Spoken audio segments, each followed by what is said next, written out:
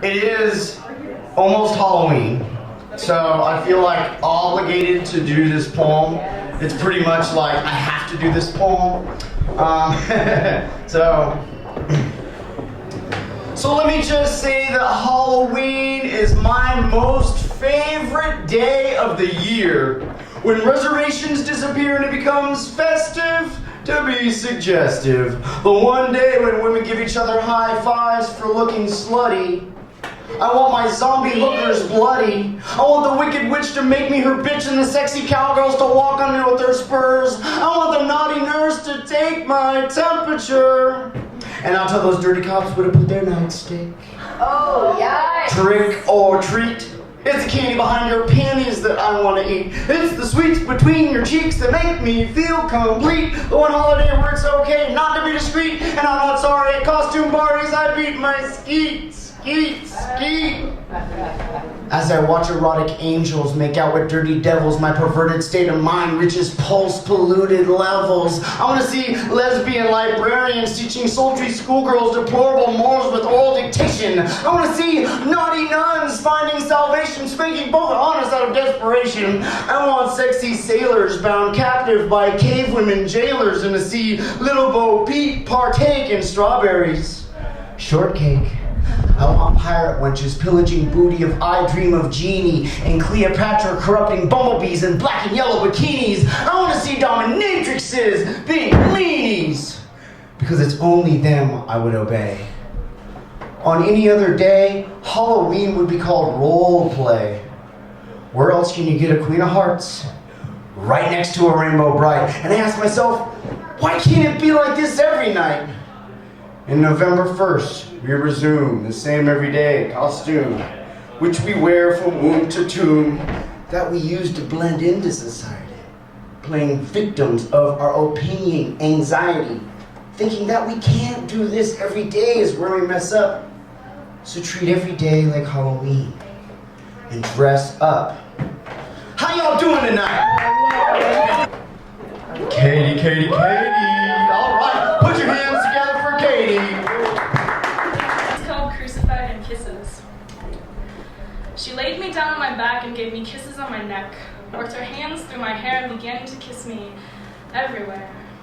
Every curve, every dip, every bone, every muscle, she did kiss. Her lips so warm, so soft. I wish the moment never stopped, and when it tickled, I'd give a giggle, and she'd lick me in response. She flipped me over, dominance, non-existence. Her touches like feather pins, soft to rough. Her nails, what were torturing me, and how she used them. She laid me down on my chest, pushed down my face as I relaxed, kissed the big knot in the back of my neck, felt me shiver, and ran her nails down my back. She kissed down my shoulders and across my arms, then laid them out like I was flying. If I had wings, she would have kissed those too, but instead she continued down my spine. Every kiss, every scratch, every shiver, every twitch, she put my body into shock. My goosebumps were on overload, and my shivers turned into tremors, biting my lips so hard while my face stuffed into a pillow. My skin was being politely violated. And as she moved down to my legs, pushing them together, she kissed down to my toes. And I felt like I had just been crucified in kisses. And you got me in that headspace. I gave her oral sex for over an hour, because I know it takes floral sex to open a flower. Yeah. Flowers are used by trees for sex. The scent is just the seduction. Two lips remind me of the two lips that need no introduction. And they call it sinister because of how we administer sin. That's why my fingertips are made of her skin. That's why my smile is made of her grin, filled with lust like her bedroom eyes. Skin saturated like bedroom skies. And when I see her, my pen doesn't write, it cries. My ink flows from Mother Nature's Midwestern thighs. The testosterone in my sweat, the estrogen in her wet bit. It's called fragility. When I can't bring myself to kiss you for hours on end, I'm reminded of my bike wreck. I think of all my brittle bird bones skittering on the pavement, reminiscent of primitive fortune telling. How I knew I was going to crash into that branch from the moment I saw it. The pull of the hill, the night, and my own momentum were all carrying me towards that obvious conclusion. I woke up in your bed alone and thought about the fragility of life. How from 151 miles away, my mother is watching a mother and infant daughter die. How you could be gone tomorrow, how I could be too.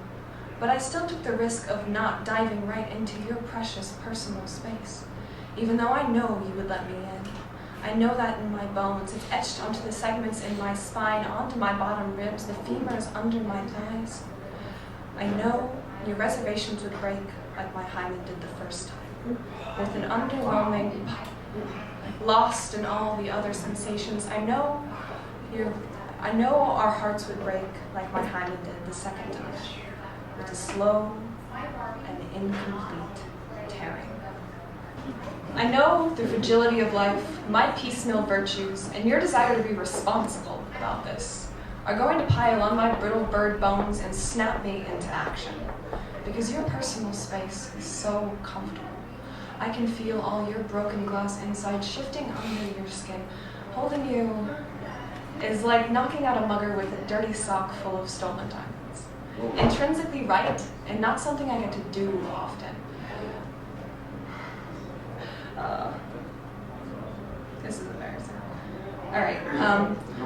I knew I was going to crash into you the first time I saw you in a skirt.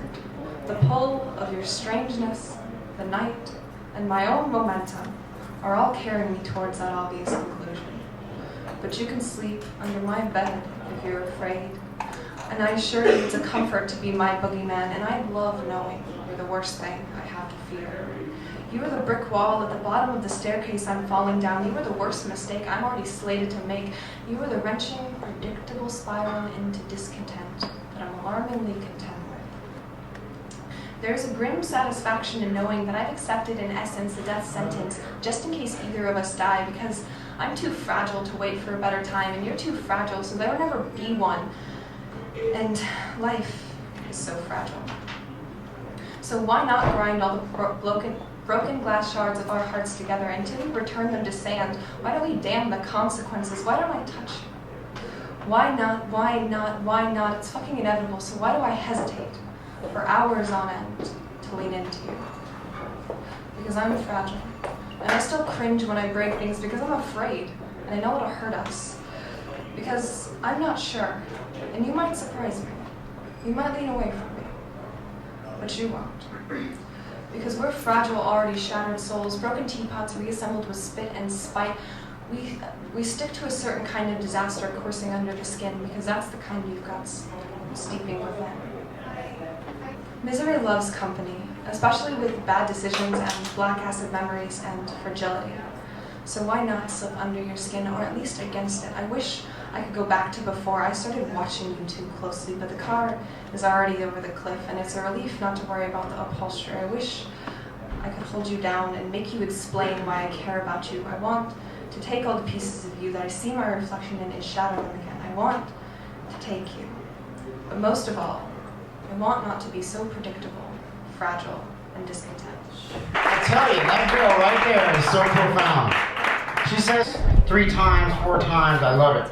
I love it. No, it's sweet. Here, almost everyone in this room is a poet, and we have all been on this stage, and we have all messed up, and we have all forgotten lines. This is the safe family place to do it. This is a proving ground to test your new material. So by all means, you're allowed to mess up, you're allowed to forget lines. It's what helps build us into the future poet we're meant to become. Okay? Allahu Akbar! Now, I really don't mean to offend, but I can no longer sit and pretend. I am chastised that through your disguise I can only see your eyes, and please don't take me for a jerk. I just want to make love to you through your burqa. With my fingertips on your veil, reading your body like braille, I translate your landscape into a map, getting lost in every detail. Now I know Islam is a sensitive topic, but that I'm sorry to provoke. I'm digesting the fantasies of the wonderland that lives within your cloak. Now I know your religion drives you to be discreet, but I can smell your shampoo between the fibers of that sheet. Sweet pheromones exuding from beneath that extra layer, transcending my manhood through Islamist prayer. We were meant to be together, that I'm certain. Now if I can only get through that curtain. It's just tragic. Mother Nature's modest mystery suppressed by censorship fabric. Are your hidden flower petals shaped like roses, tulips, or verbena? A Venus flytrap sleeps underneath your fabric patina. You be my hidden treasure, I'll be your funky comedina. Now I'm never known for being quiet, but if it smells like fish and tastes like chicken, I don't need pork in my diet. I never thought about being Muslim, but when it comes to you, I'll try it. I can't help this attraction that makes you my muse. Join me in cursing the boundaries that make our taboo. Let us fuck through a hole in the sheet like Orthodox Jews. Our souls will connect regardless of your cover, because the sealed wrapper can never stand between two lovers, holding back the urge to spank it, seeing aphrodisiac picnics. I want to find security in your blanket. Now I look beyond the fabric and I no longer see the shroud. I want to plant seeds in your garden even though I'm not allowed. And after we both come, I'll wipe off this ornery smirk, and you will finally show me your face after we make love through your burqa. We got Taylor in the house. Taylor? Oh! What is it with this table? I'm like, all these names are from all over this page, and somehow I'm just getting this one table. What is it? Alright, this is literally about a real girl that I see at school all the time, and don't know much about her, don't know who she is, but all I see her doing is chain smoking. So every time I walk by her, I kind of like look her up and down like, baby's a chain smoker. Hi there, how you doing? Want to get to know you. Hi. There's a redhead that hangs around campus and all she does is smoke. I've got a thing for redheads and all I'd like to do is watch her smoke. I never see her go to classes. All she does is, well, all I pretend that she does is wait for me outside my English composition class and do magic tricks with her mouth. She must be broke.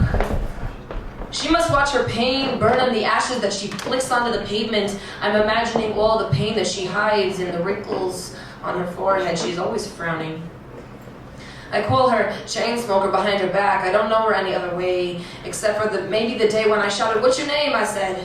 "Melody," she shouted back. "I'd like to listen to you sing melodies through your moans. You're cute," I told her, and I could taste her smoke on my tongue like I was biting it.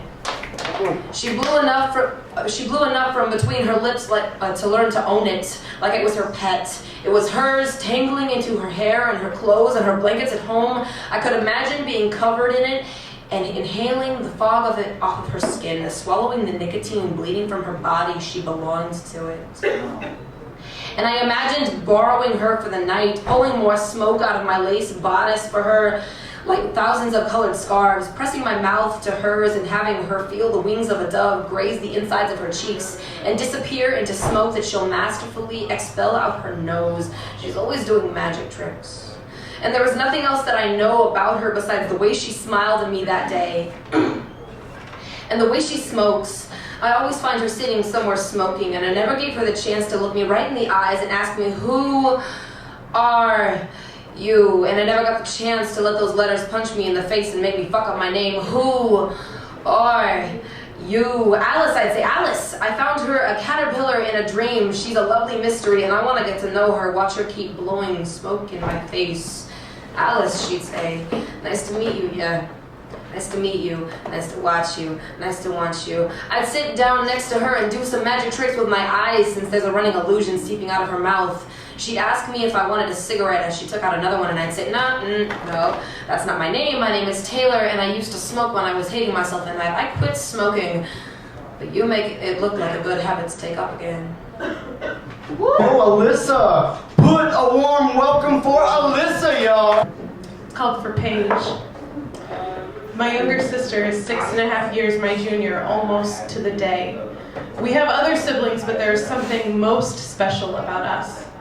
We feel more than most. Our hearts burn bright with a desire to create. We have gypsy souls. The first thing we both did once we were far enough from the nest was pierce our faces. We love our Republican mother, but that doesn't stop us from dyeing our hair purple or saying less than tasteful things at dinner. We're loud and obnoxious, and most people dismiss us. I want to tell her that I love her more than almost anyone in the world, that I see myself in her, but not in the condescending way that other people say it, but in a way that means you will have your own experiences, but I will feel them with you. That people will fuck you and then leave you, but only if you let them. That women are cruel. But you learned that in 4th grade, didn't you? Jesus, you're smart. That you can be anything you want to be when you grow up, including humble and beautiful and kind, and that none of that has to be wrapped up in some mass-produced understanding of the universe, but it's okay if it is. Because you are already all of those things, plus the sum of so many more. We both hate math. There's something special about us that our techie brother and straight-A sister can't understand, that the sight of roadkill is worth shedding a tear because something is dead that used to be alive, that poetry is beautiful, and sometimes it's the only way to say exactly what's on your heart. So this is my response, little sister, to the poem you wrote about me when you were 15. Singing along to the radio in my car and banging my hands on the steering wheel, hoping you would see the joy found in abandoning concern with appearances. I hope you feel half as loved as I did, even though I'll never let you hear it. Thank you. Nice, Alyssa, yeah. Luke, the Force, Luke. You know, Luke is actually going to be a Sith in this new Star Wars movie. I'm geeking out, sorry. I couldn't help it, you know. Yeah, the first time I heard that, it kicked the slats out of my baby crib. Oh, I like that. Yeah. This little thing I did called Brotherhood. Do you remember that time we screamed around the city bus in the dead of winter, solidly clutching a dashboard and oncoming traffic as glared us in the eye? The only thing that saved us from an ugly death was a heavy foot on the accelerator and an uncanny sense of timing. Or how about the time I fucked your girlfriend? Granted, I didn't know she was your girlfriend at the time. Shit, dude. I'm sorry. My bad. But I guess we're both happy we got a piece, huh? Live and learn, I say. And what we learned was a broken love doesn't have to break a friendship. How about the time we thought it was possible to defy the laws of physics? Yep, Sir Isaac Newton was a real fucker, but we showed him. It was fun to watch that metal chair crash through the second floor window next door. I bet those football players had fun cleaning it up too. One time you chased me down the street and launched me into the wall. I patiently waited and eventually busted you in the mouth. We both understood we were even at that point. And then there was a time your old man beat the living shit out of you. I just happened to run across you in the pouring rain, running down the street, shoeless. All I could do at that point was light your cigarette and tell you everything will be okay. Knowing full well it wouldn't be, but I was there for you, man. I'm still confused why you had to tell that gay guy at the bar you occasionally fuck your wife in the ass. I like to think it was a strange sense of bravado, muddled with an odd desire to fit in. With that being said, I'm sorry that I pointed out to all our friends, you make strange noises when somebody pitches your man tits. Not really. That shit is hilarious. Please do a stuntman shot and snort hand chalk, because at this point I'm getting bored. You've got to love all those times we walk the fine line that separates a good time from out-and-out lawlessness. Staggering bulletproof while calmly talking down police intoxicated. Sputtering around like Hunter Thompson on an acid binge. My God, they're gonna ass fuck us with the nightsticks, all because you ran a red light, you rotten bastard. It's amazing it's amazing what veterans tags and an expired ID can pull off. You did this to me, you screamed while you drunkenly searched for your girlfriend. By the way, you're clutching her leg the whole time. From the view in the gutter you were puking in, I bet it was a bit disorienting. I just pray I never have to look at your ass crack again. Then there are the ladies. Oh, the ladies. How they strive to figure out why we never grew up. Their sense of confusion and dismay is palpable. Constantly wondering why we do the stupid shit we do. They never seem to understand why we call each other ass fuck, shithead, fuckface, douchebag, Peter Puffer, jackass, fart knucker, and the seldom used hey, dick fingers. Plus a myriad of other finely tuned pet names we cling to from places in the brain that remained adolescent. And isn't that the point? There are rotten fuckers out there that wish we'd just grow up. Grow old, grow the ways of the socially acceptable.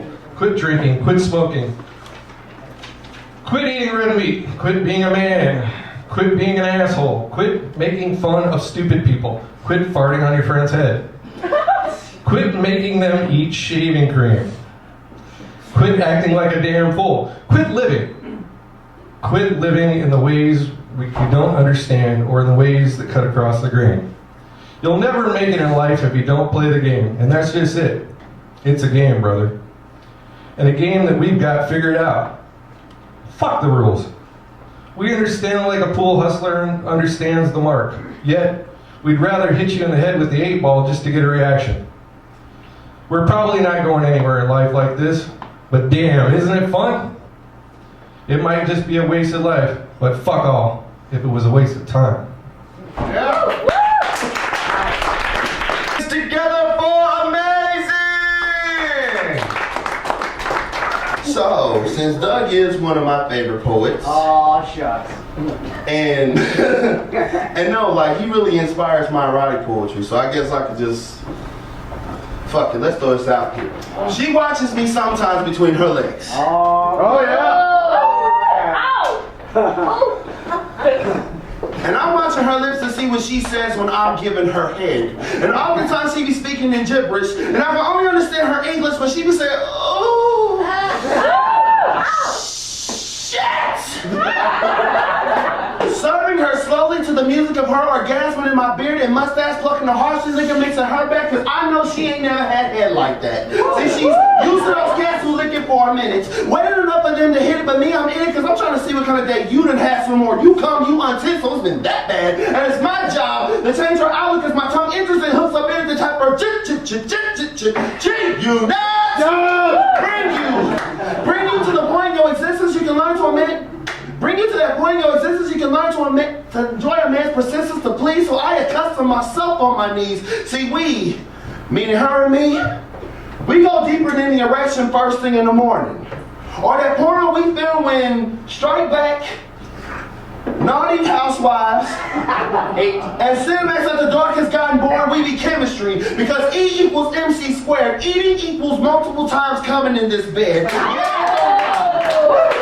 Yeah, it don't rhyme, but she don't rhyme while I write calligraphy. Yeah, it don't rhyme, but she don't rhyme while I write calligraphy on her clit, reading only my name, her shit, so that place is gonna be fitted to my face. So that space is getting ready to become my space. And my space ain't got a better picture of these boys that looks like the ones when I'm with her. Sucking that honey and cream porn from my aces, and her faces be saying she ain't never had head like this before. I'm like, Joe, she's like, more and more. Then she wants more and more. That argument, I'm bleeding her body to the key to her heart turns between these thighs. There's our revolutions in these eyes while she cleans fingers on my scalp as my tongue splits her vulva in half. See, we, meaning her and me, we tear that line between faking and making. Cause I'm a fake her into thinking I'm gonna stop. And I'm damn sure gonna make sure she thinks that I'm gonna stop. And she proceeds to pre-proceeds earn by the work I put in to show her to my tongue, her clit, be best friends, that fun, ridiculous, like Texas, and whatever bills Congress passes. But as long as it lasts, I'll be eating that ass slow up fast. By the moment she pass, she not know the best part of waking up is me giving you a nut.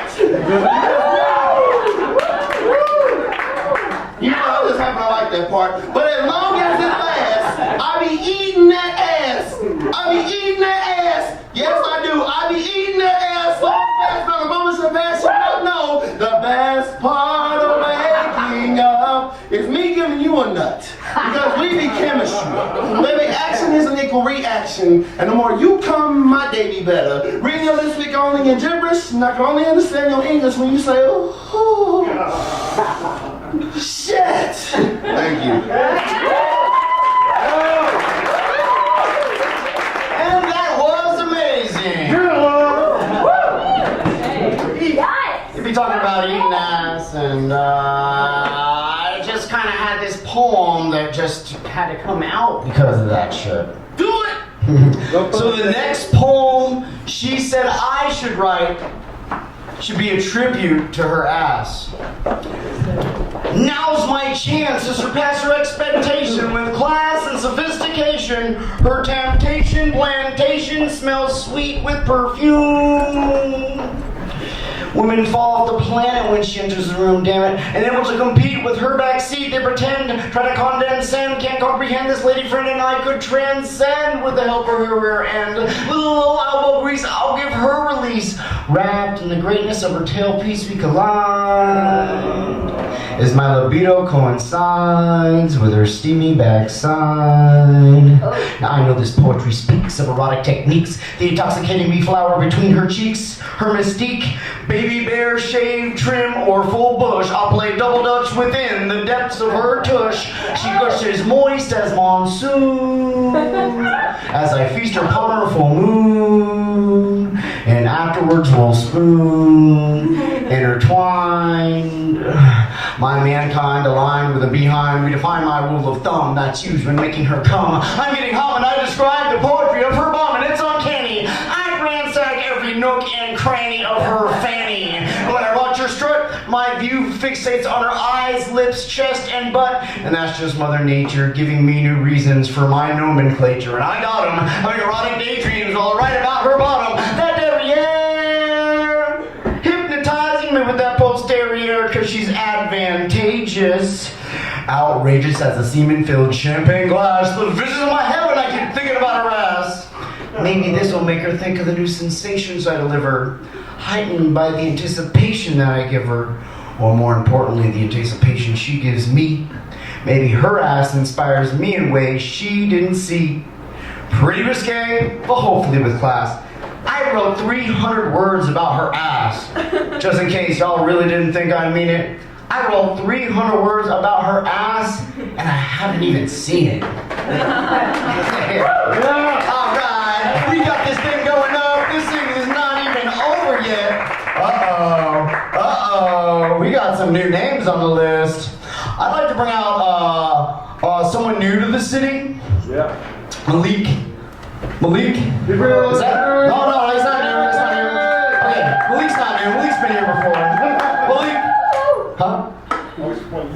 Huh? Yeah, come on up. Yeah, it's you. Put your hands together for Malik.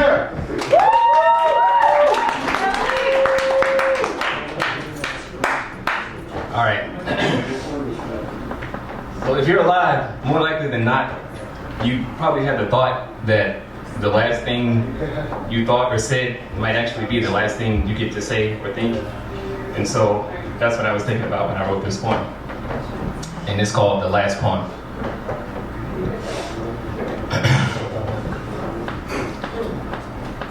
The last poem I ever write might never get written. It might die with the last gurgling breath I take in the pile of metal that's twisted around my body. It might get scribbled on the back of whatever's in hand while I'm sitting in my tent, right before a lucky mortar shot obliterates it and me.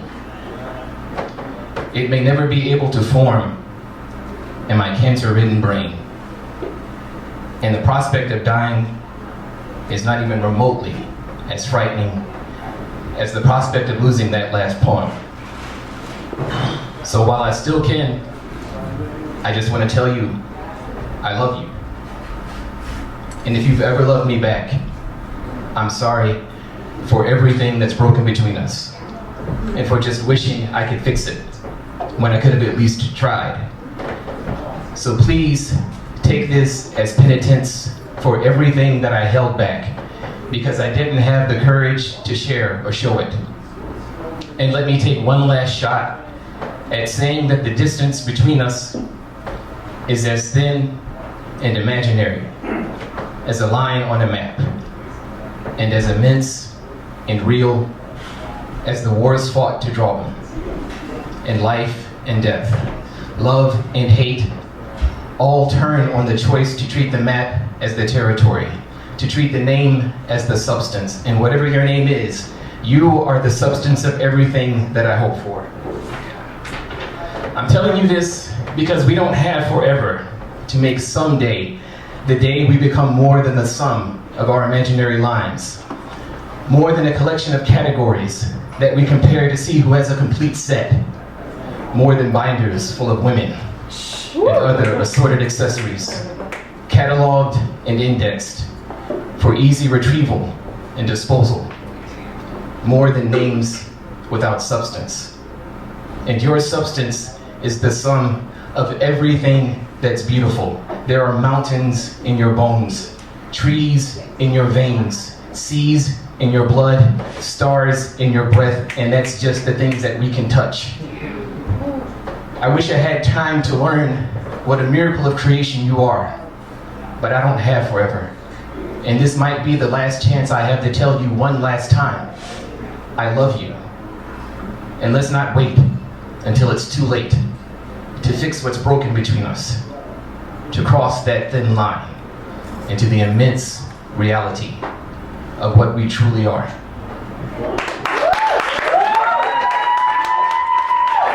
I mean, that was pretty profound, man. That was awesome. Wow, Malik! That was profound. I'd like to introduce a poet who's new to this city. I met him downtown. I met him downtown. He's from the Lou. If y'all don't know what the Lou is, it's St. Louis. But I'd like for you guys to put your hands together for him. He's a real cool cat and he's new to this town, so let's give him a beatnik, freaknik welcome for CJ No!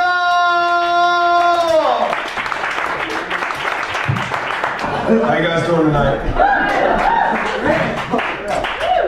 This is one I've never actually looked at.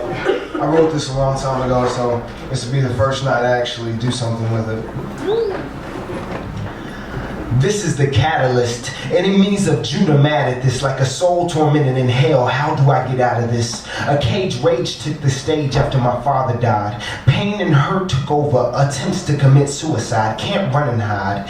Bombs dropping in the Holy Land. Children falling victim to murderous man. False prophets die and fry, cause all they did was lie when they were here. When it comes to this world, I have no fear. I shed a tear worried about your afterlife. And if you knew the truth, you might start acting right. I'm a warrior ready to fight, armor made of light, cladded with my shield, sword, not of steel. Please ask me how I feel. Enlightened, empowered, highly favored and blessed. Beloved by my Lord, he tell me not to settle for less. With a God like mine, you don't need a gold statue or a shrine. Having the knowledge of his love is fine, so divine. So divine. The world is mine, I claim it. Everything you see before you, just name it. When I fly, I'll soar 1,000 miles high. Look down at the earth perplexed and ask God why. Do they defy? Dropping nuclear bombs, atomic war zone. Left behind Christians begging to come home.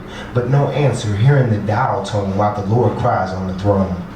This is not what he wanted. Sin was introduced, causing a whirlwind. Bermuda Triangle spinning like a whirlpool. The devil got the world fooled, but I got the knowledge.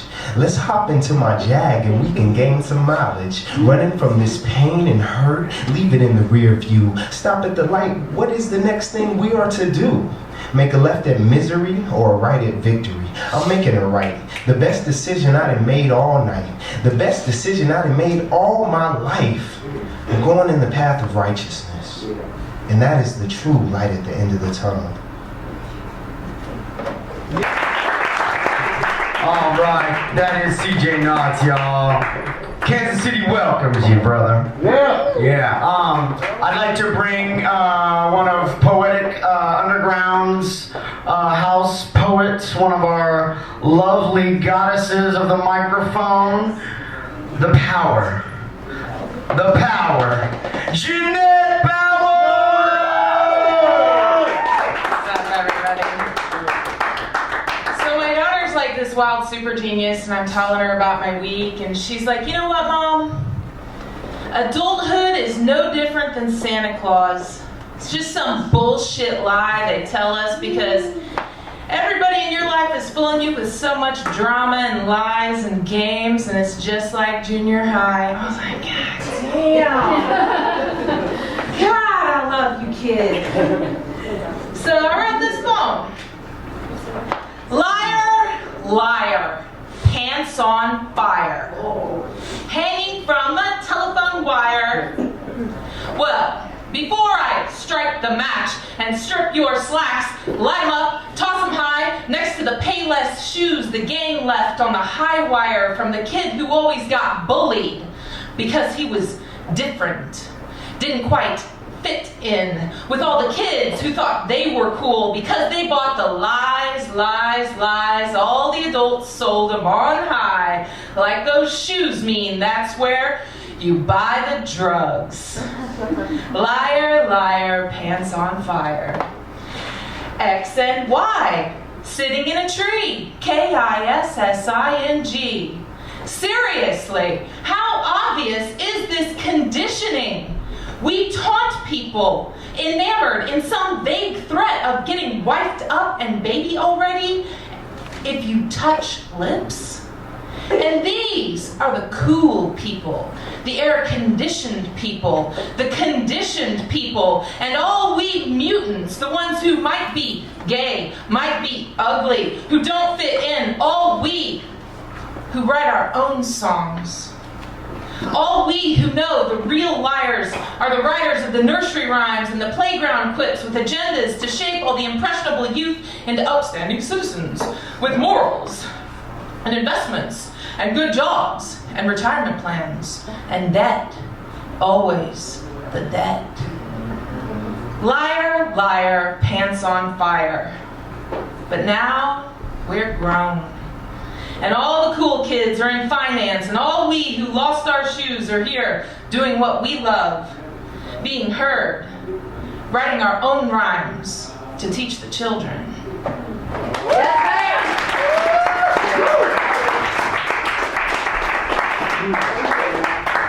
And ladies and gentlemen, I'd like to introduce to you this evening, Daffar the Poet! Daffar! Yeah! What's up? What's up? Man, Doug, big up, man. This is hot. Y'all doing all right this evening? Yeah! I'm kind of mellow this evening. I ain't even smoke no weed. I ain't smoked weed in a while either. But I'm just mellow, so y'all gotta excuse me. This is a piece I wrote. This is my most recent piece that I've written, as a matter of fact. I'm reading a book of poems by this man from the Harlem Renaissance named Melvin Tolson. Yeah. And he wrote this poem called, I believe it's The Furlough. And there's a crazy pattern to it.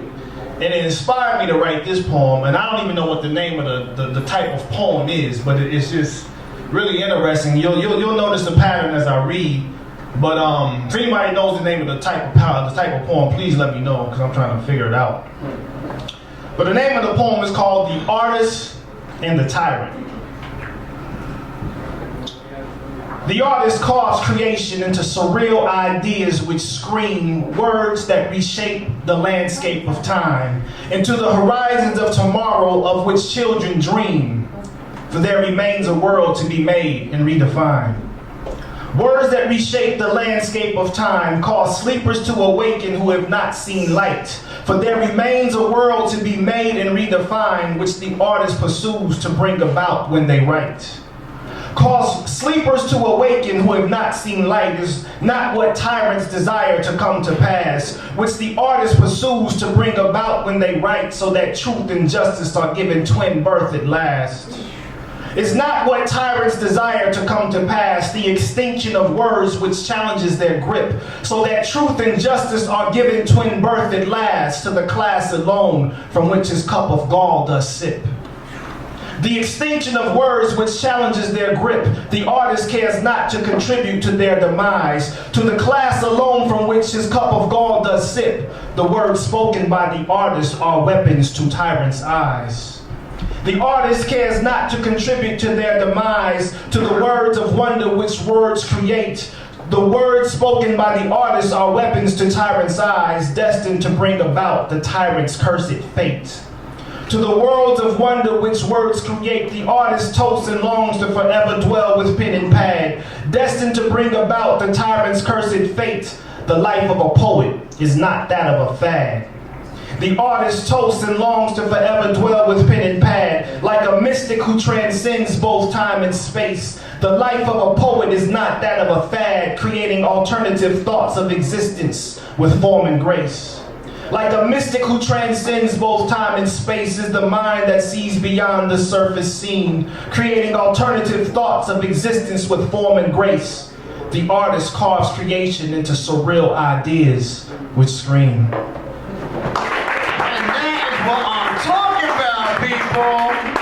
To bring up our next poet for the evening. This sick, twisted fuck blows our minds every time. Ezhno! Anyway, this is called Not Such a Good Poem, but it's told sarcastically, because the truth is, so I'm reinventing myself again, and it's about time, really. I mean, I've gone a whole 24 months without alienating all my friends and moving, not just to a new city, but even to a new apartment, even 2 or 3 blocks away. I haven't rearranged the furniture or shuffled the paintings on my wall. I've been sleeping in the same bed with the same sheets, the same person with the same haircut and hair color and hangouts for 2 years, and I just can't stomach hanging on to happy and secure while the vast majority of the world hasn't come to hate me for the heinous shit I've been too complacent in my contentment to project while they're taking the time to actually know me. But no more, because I have an answer. So hold on. I think I'll shave my head and hang out exclusively with heroin-addicted homeless people and allude to myself as a homicidal maniac. Like it was funny and cute and so avant-garde-ly. Blush out all the suggestions about to the best comedic enjoy while I jam my absolute perversions down the proverbial throat of every intercourse. Like nihilism constituting an aluminum foil veneer of crippling social phobia makes me so much more interesting and preciously mercurial. Yes! That should have shaken things up and sent my loved ones running for cover, or possibly the police. I think I'll have an affair with some no-tits, nincompoop 19-year-old who's canvassing for dykes on trikes about kikes.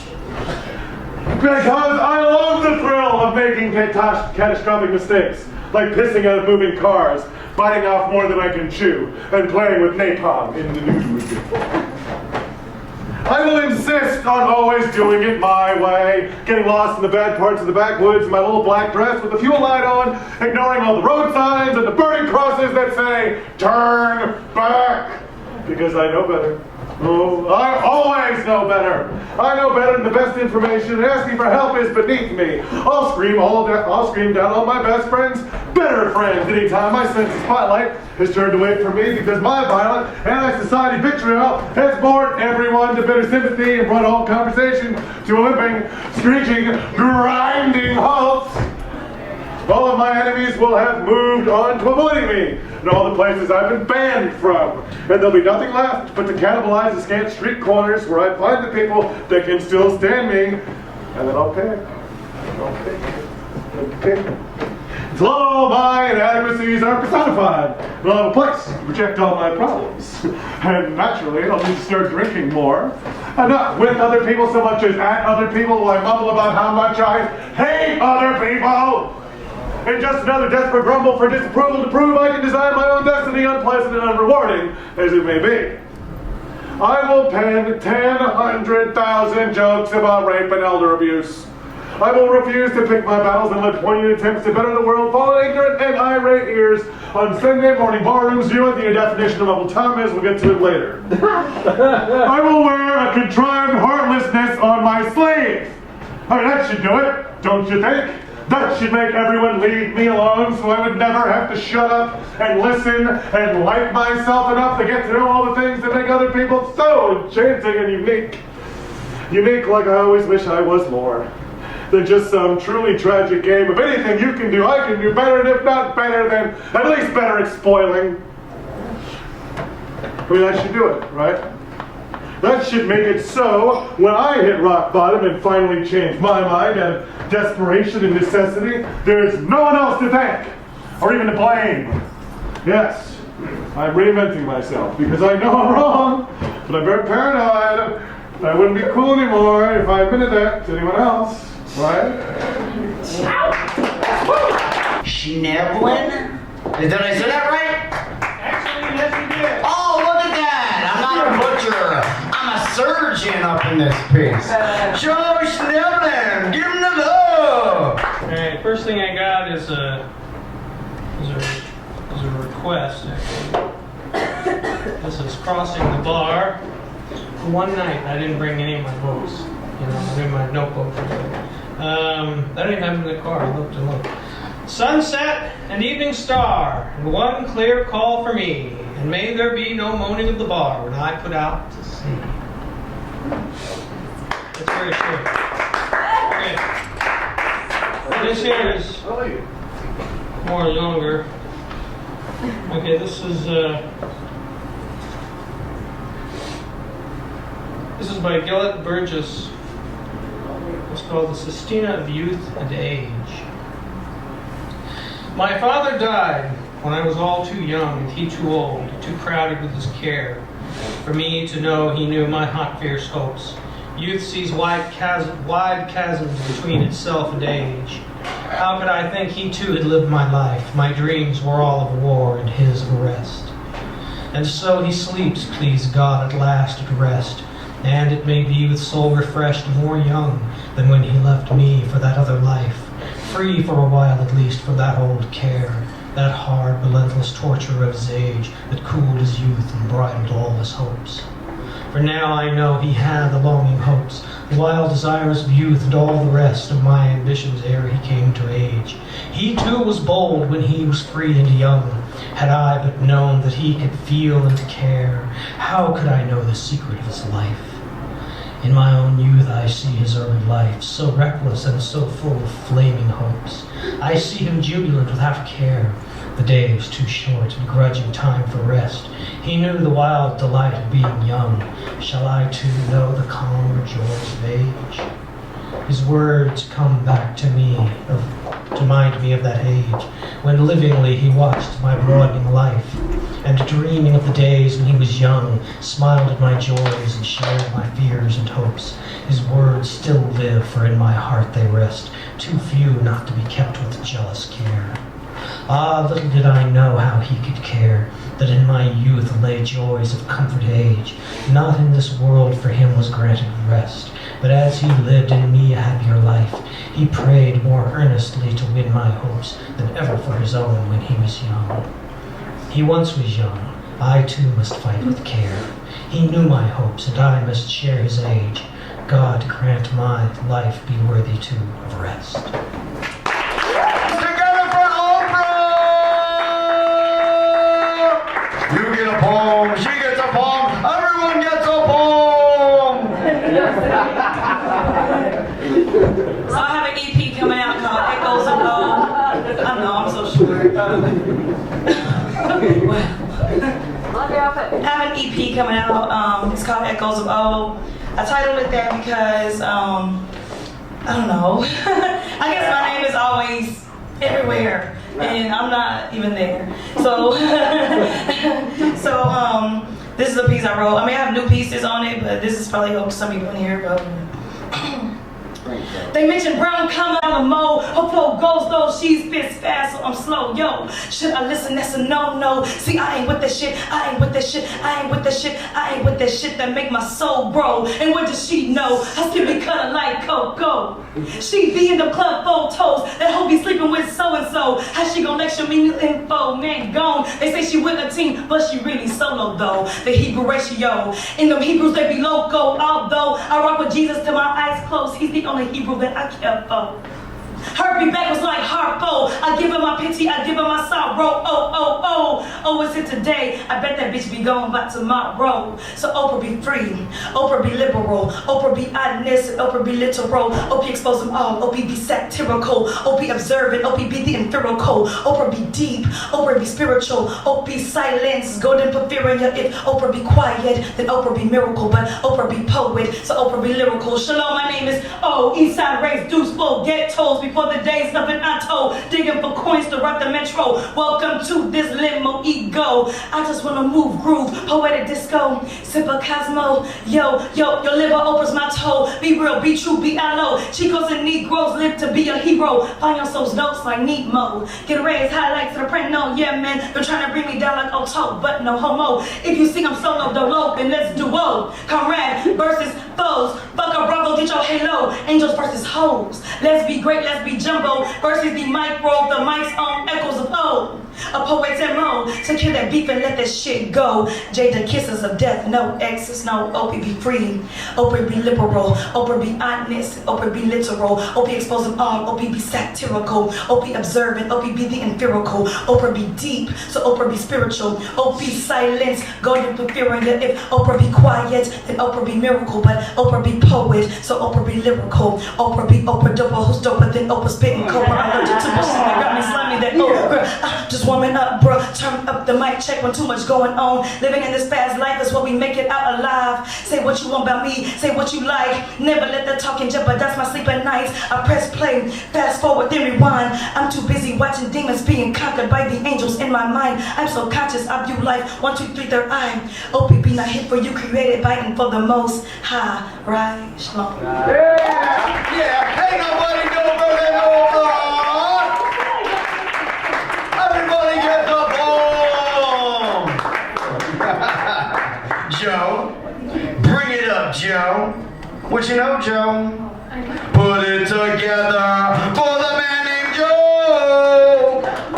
That means applause. That means make the clapping sound. Yeah. This is a public service announcement. What you're about to hear will not be in any way, shape, or form as acoustically cool as what you just heard.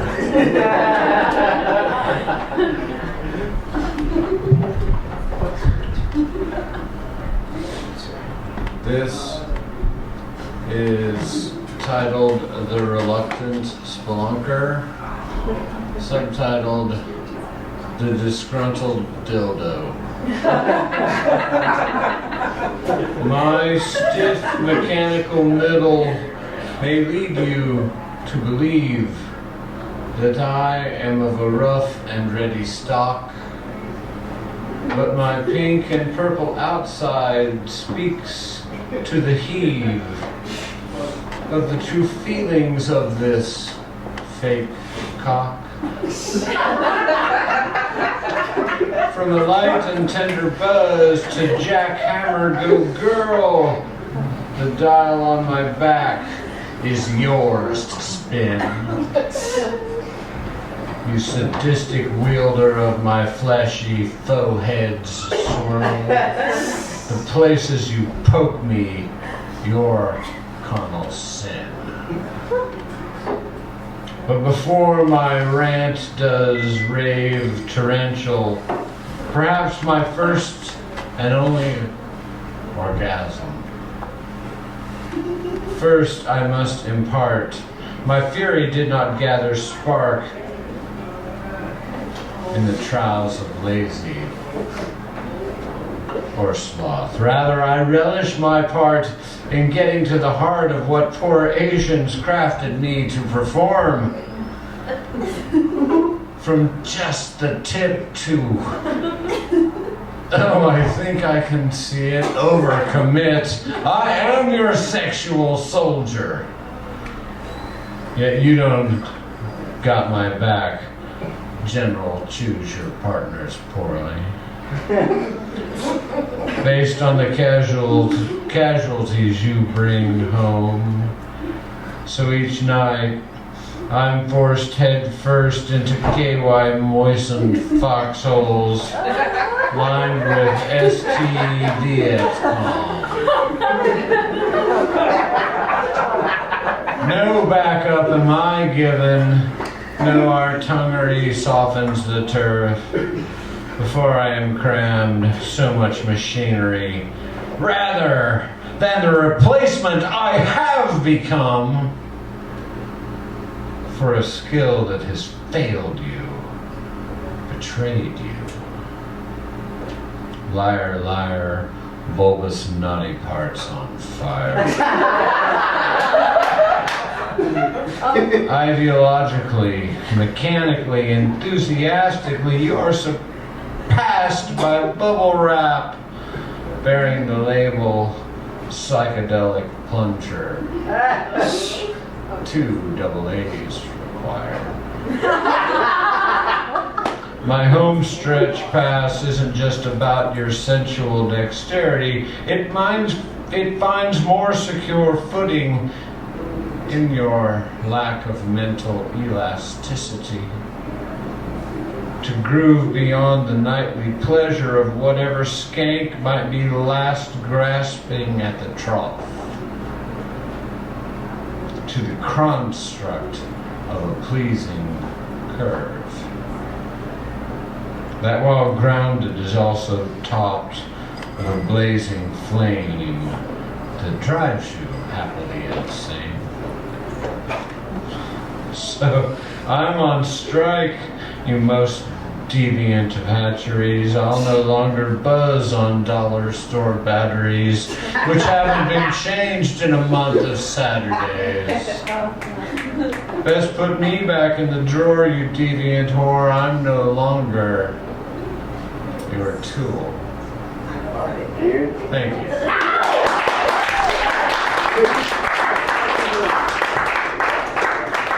Yeah! That's the kind of shit I like! Yeah! Alright, now we got on the list, we got coming up to the stage. We got Chase in the house! Put it together for Chase!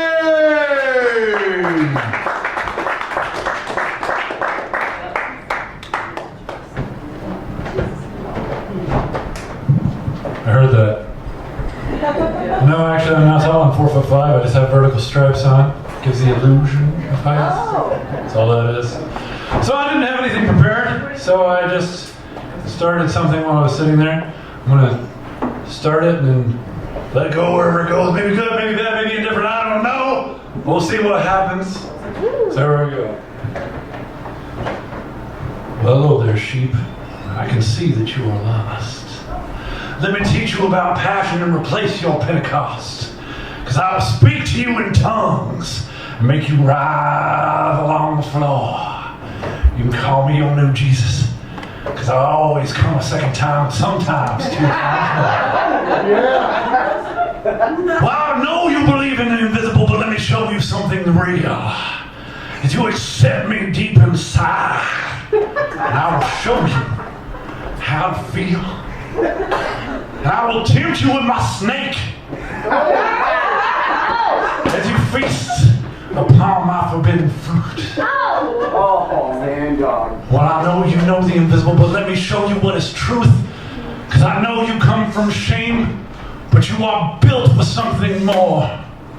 Do not feel that you are worthless. Do not feel that you're a whore, because you are just but a human. And I love you all the same. So won't you come with me tonight? And then we will reclaim what it is to be human, to be primal, to be real. You must learn what it is to be human if you know how to feel. Woo! Yeah.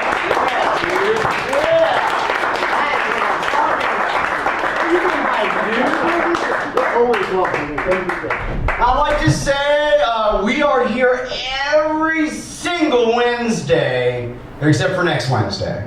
Next Wednesday there is a film festival going on, so we won't be here, but after that it's back to our regularly scheduled programs beginning in the first week of November, okay? This dude right here, I wasn't even gonna do this piece tonight, but you so brought it up. That was fucking awesome. I never even heard you. Chase, come the fuck back. You're always welcome here, buddy. All of you poets are always welcome here. But I rarely do this piece, but it's still in transition. But what you did just made me think of that. I am Gringo Mandingo. My baby's arm holds a plum for you to succumb. From this hidden root lies forbidden fruit. I want to make you numb. I want to make you come to my castle. I'll make out with your asshole and swallow your asshole. I want to feed the kitty and put cream in her glass bowl and butter the muffin while you swallow my tadpoles. I want to glaze your donut. I want to put honey on your bun. I want to fix your plumbing. I want to hit a home run. I want to have some fun. I want to be risque. I want to blow you a lick. I want to roll in the hay. I want to wet my wick. I want to swap DNA. I want to play doctor and give you exams. Hot damn, I'm selling sausage if you're selling clams. I want to make you moan. I want to jump your bones. I want to motherfucking Nightlife Jones. Believing on the pheromones, I'm compelled to remove my clothes just by your smell. I want to curl your toes. I want to ring your bell. I want to put my face in your rose and get lost in its spell. I want to make you shout. I want to turn you out. I want to misbehave. I want to be your slave. I want to suck your toe. I want to make you glow. I want you to over fucking flow. And I want you to know that my motives are not rated PG. Come on, mama. Let daddy put his voodoo in your Ouija. I want to drink you like Fiji. It's going to get so wet. We're going to need 10,000 squeegees. I want to get freaky. I want you to succeed.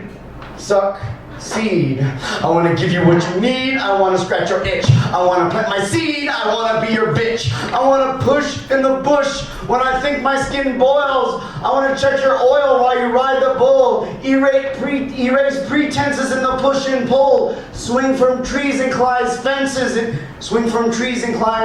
In your magnificent chasm. Storm the trenches, create glorious spasms, then come to our senses through ornate orgasms.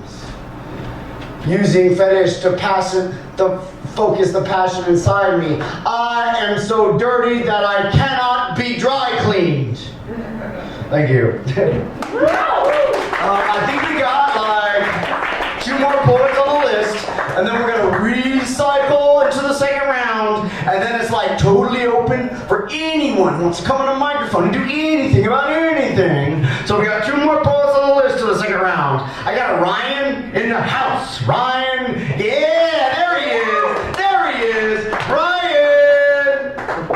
Hello. Hello. There's been a pretty shocking lack of depressing poems tonight. Uh-oh. So I'd like to bring out, well, yours was more beautiful than depressing. Oh, you just got complimented. Yeah, you did. Oh, shit. Oh, wow. I do. Jacket. What? I said I like your jacket. Thanks, ATC. Oh, the best. I love that place. Me too. I do my best writing after a one-night stand, and this is what I wrote after one a couple months ago. Thank you so much. This one's called Rugrats. I woke up this morning with rug burns on my knees and elbows. Uh-oh. The skin around my lips smelled like sex and was rubbed raw by the facial hair of a married man. My neck was swollen in little circles of broken blood vessels. The sun was not up yet, but I couldn't go back to sleep. My head was throbbing and I needed water. I searched for my pants and underwear for a few minutes. Growing frustrated, I thought to myself, where in the fuck did he throw them? My underwear was behind the pillows and my pants were behind the door. I was chugging my fourth glass of water on the way back to the room when I noticed something in the entrance to the living room. I stood still, clutching my water and looking at the evidence of my bad decision carved into the white carpet. The street light's soft yellow glow leaked into the room, and in that light I could see where my fingers had dug into that carpet and pulled with them acrylic fibers, leaving in their wake shadows of our bodies rolling and clenching and clawing. My brother and I used to make snow angels in my mother's carpet when we were young. We used to put our names in it too. Last night I made sex angels. I looked at the floor, and with a defeated smile, I said to myself, too bad he's married. I used my right foot to erase myself from the carpet, and I used another glass of wine to erase myself. Wow. Wow. Wow. What this room is technically, it's that spot right underneath the sparrow's wing. That little comfortable spot where we're all filled with that shining light of love and nurture. So put your hands together for Annabelle. Annabelle, we love you, baby. Bring it on up here. Bring it on up here. It is your stage, girl. Hello. Hello. Hey. A little nervous, I'll be honest. I will read the poem first, then state the title. That's my style. Like to leave a little mystery to the audience. Okay. Is there somewhere where I can put my gun? I'll just swallow it. Oh, that's my kind of girl. Champion. I'll shut up. Emptiness. Emptiness. A void that exists within you. A hole in your heart. A dark room with no light. The blank stare in your eyes. The silence coming out of your mouth. The blank paper staring back at you, waiting for you to shower it with words. Can anything come out of you? Lost, fragile, mute. You seek a friend, a companion, someone whom you can relate to, someone to understand. But everyone judges, call you crazy, unstable, a sinner, a whore. They don't see you because you can't see you. You meet a man as empty as you.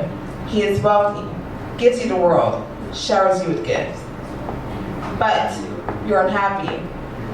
Every day you grow more depressed in the relationship.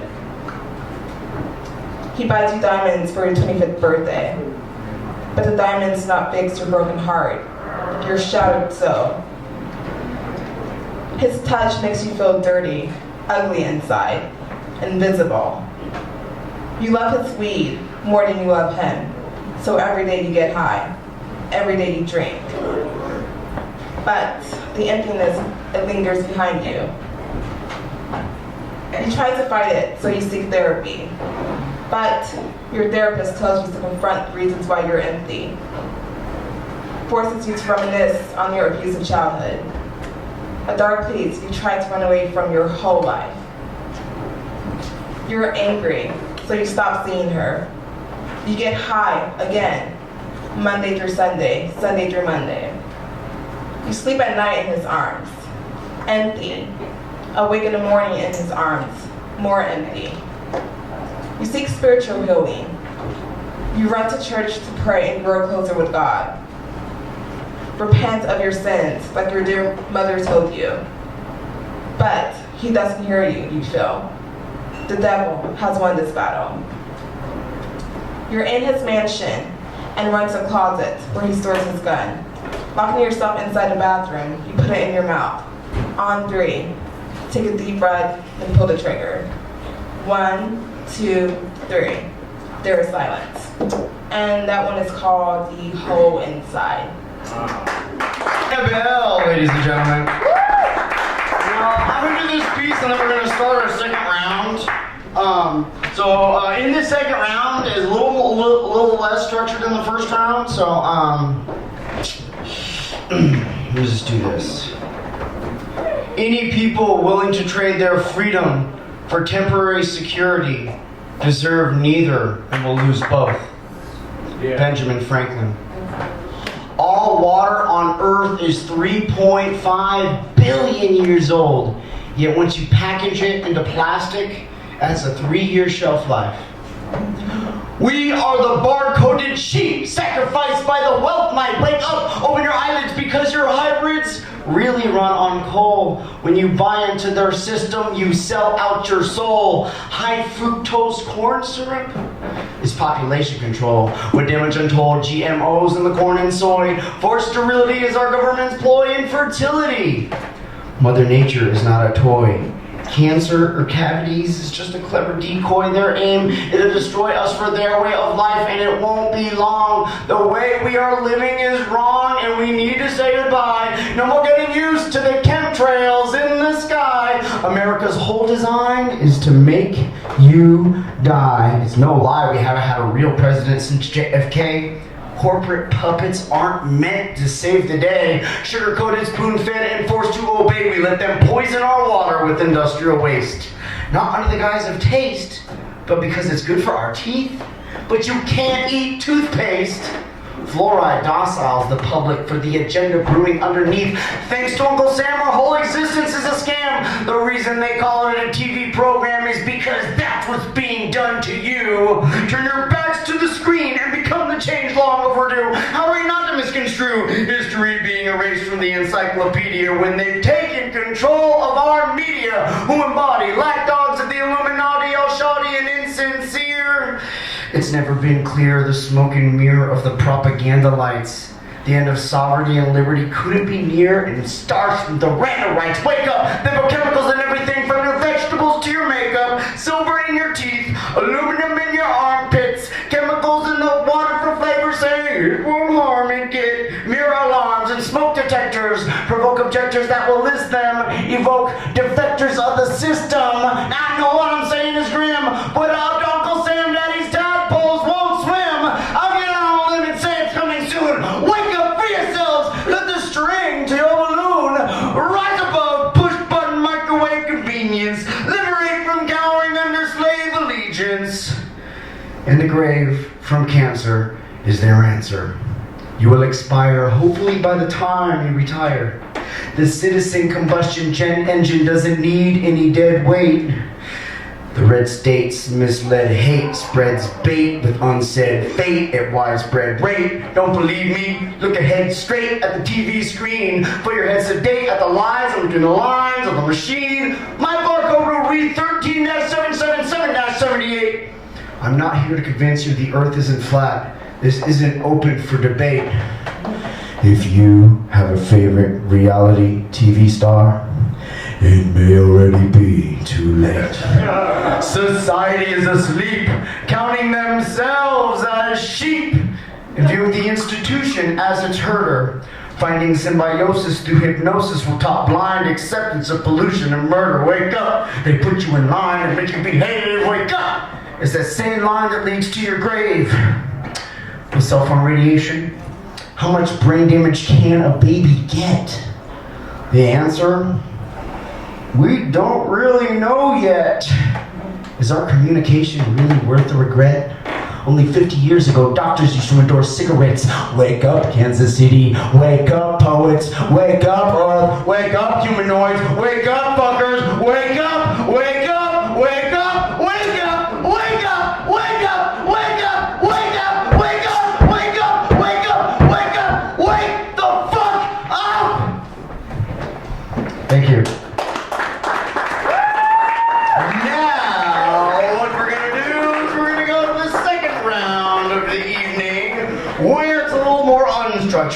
Where we have an open microphone on the stage for anyone who wants to say anything about anything. The microphone is open. The microphone is open.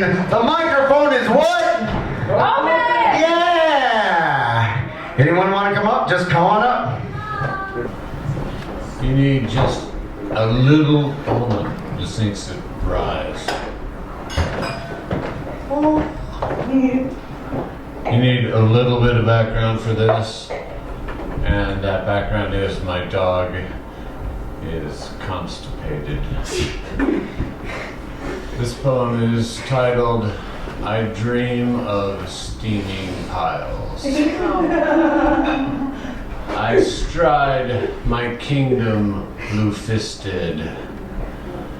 As we walk, I bark useless commands at your defiant diviners, poisoned by the previous iteration of me who hid the crazy in your back door.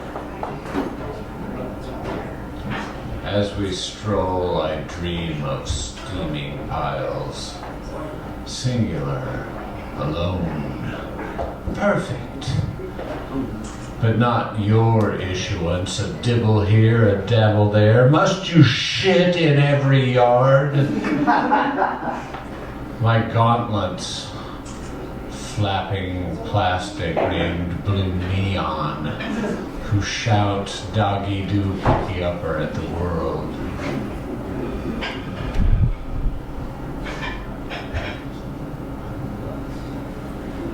Maybe. Someday,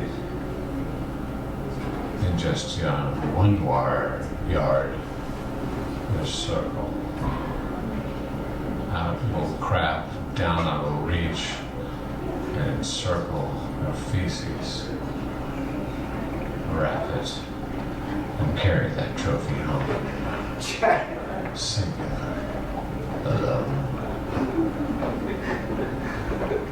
I do not remember the sit down with Dad. I cannot remember the class that imparted to me the knowledge how tightly wound my grown-up sanity would be with the opening and closing of my dog's ass.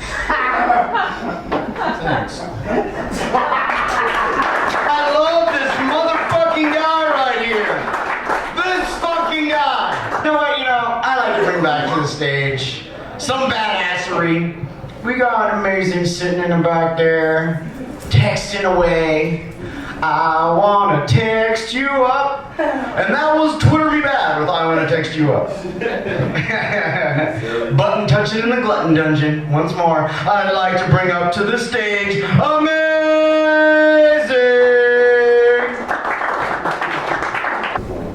Because fairy tales should never end with middle fingers. Yeah. But we don't see what we used to see because of her. She sees only her side of the story.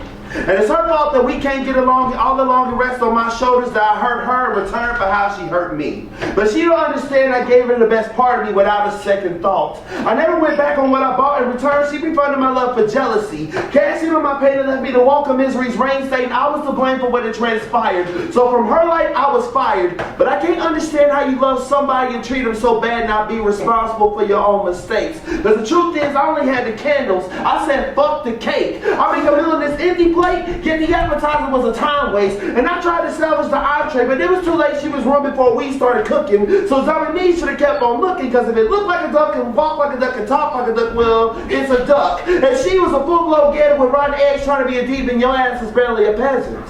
See, I get physically ill in your presence, because talking about you makes me sick. And I'm the dumb one for taking a chance, because Mama told me don't rush love, you'll find your diamond at first glance. And she was clearly that shit that turned your neck green like envy. Robbing your soul till your heart's empty. But sometime later, she called to talk, but before she didn't want to know me at all, because last year, she walked away gladly, not thinking a year later she'd see her brother happy. So for 1 year, I sat back taking insults. Well, with one breath, I murder you with words on impulse, because this phone call's how you say I'm sorry without the instant whys, just hellos and highs, but I can't hear you because I turned my ear off the bullshit and I'm afraid it's too late to apologize, because you can't take back the depression. Loving you put me into a mental suppression, so forget the regression to a mindset that involves me defecating on your opinion, because every day I'm asking why. Why did I try? Why did I cry? Why did I lie to care about somebody who obviously had the audacity to hurt me so badly? And when that phone call ends, I swallow the little jagged pill that says we can't be friends, because I'm still in love with hope. And to cope, I put a gun to the man in the mirror, and I ask this question, mirror on the wall, who's the bigger fool, me or you? Me for me, and I believe this to see me to look out for me, or you for torture me through your version of the truth. And right now, I'm trying to rid myself of the mentality takes left of me for this bitterness you left in my spirit. I'd rather slit my wrist than live with. So for one shot, I say goodbye to the times I tried, to the times I cried, to the times I lied. And as me dies, the fate to rise before my eyes, because fairy tales should never end with middle fingers. But this ain't no fucking fairy tale. This is the end of the me that cares about you, and the beginning of the me that's past you. The better me version 2. Gladly ever after. Yeah.